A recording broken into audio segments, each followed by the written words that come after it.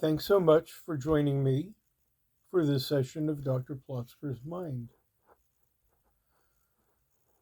Among my most biggest, or at least most consistent pet peeves is stuff that doesn't work, stuff that's broken.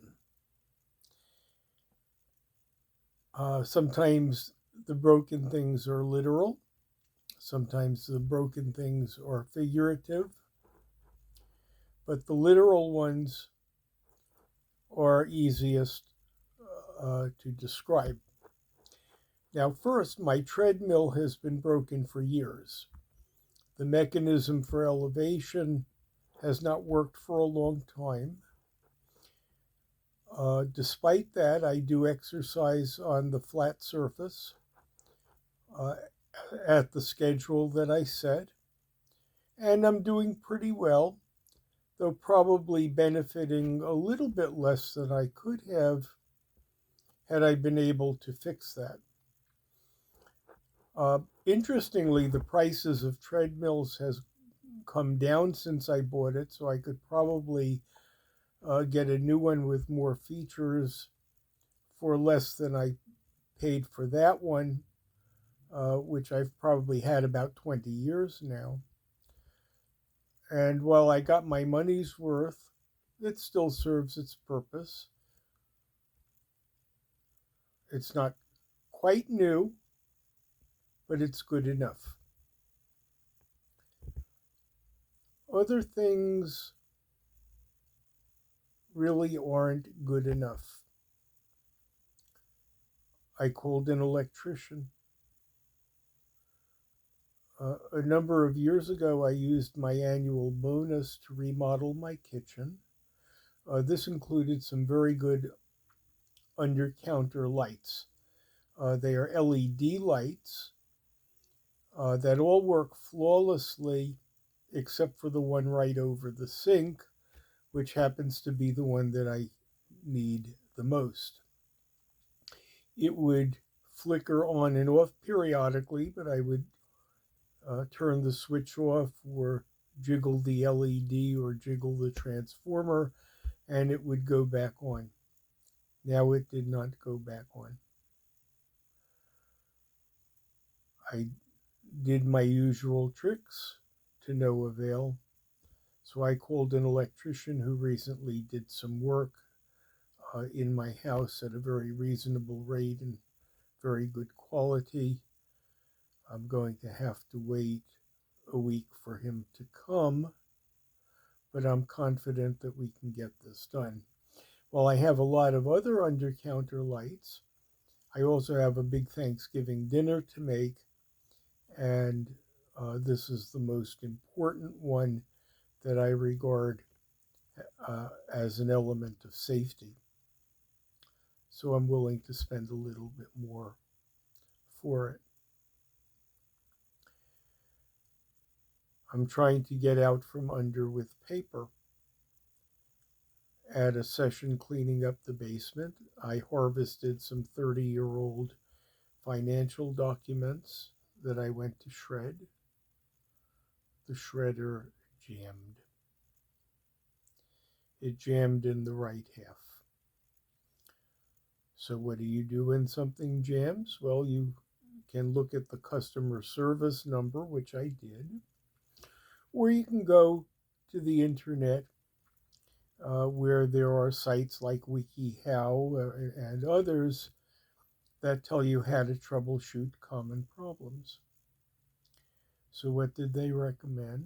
They recommended taking a set of tweezers and pulling out the paper.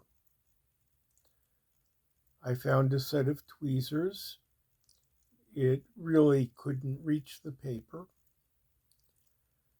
I took a paper clip, opened it, and tried to jam the paper through. I took a pair of scissors that could get to the paper in the hopes of dislodging it, all to no avail. I then went to the Ulta store, the cosmetic store. I never go to the cosmetic store. But again, searching the internet, there are tweezers that have long, thin, uh, needle nose type uh, uh, shapes that might be able to grasp the paper. I bought it, gave it to my wife, and she managed to dislodge it, so now it works. Now, there is another plan B for a clogged shredder.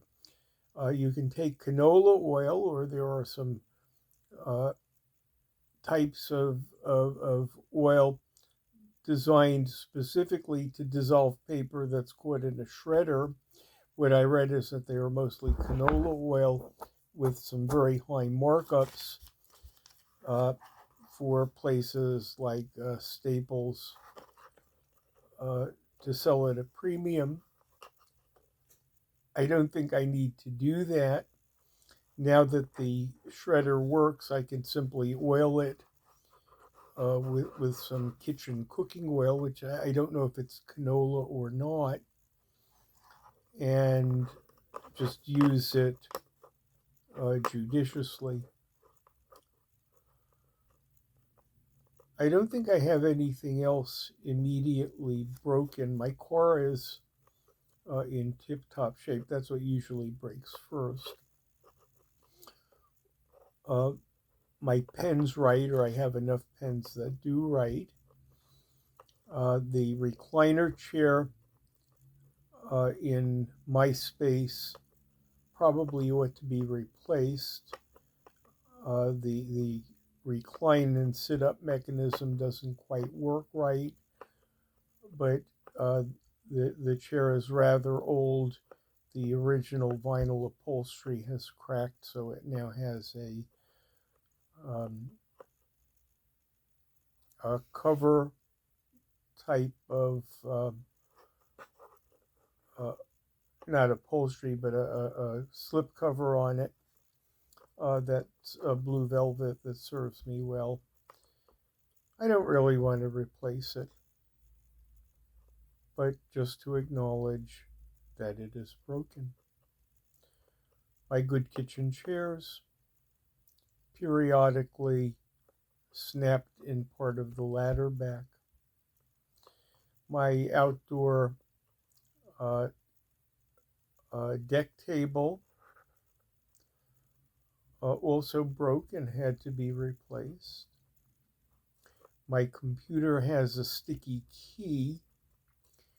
I do have an extended warranty and can send it there, but it's too much hassle right now for the amount of problem that this causes me. Eventually, it'll go back to where it was, and I will have to send it. So that even though things break, uh, replacement has gotten easier over the decades with online shopping. You can just go see what you want and get it. Repairs a little harder to come by. Some of the people that you depend on to do the repairs in your house uh, have not been the most reliable, but yeah, still good enough. So I'm getting by, though always a little bit annoyed every time the next item malfunctions. Thanks so much for joining me for this session of Dr. Plotzker's Mind.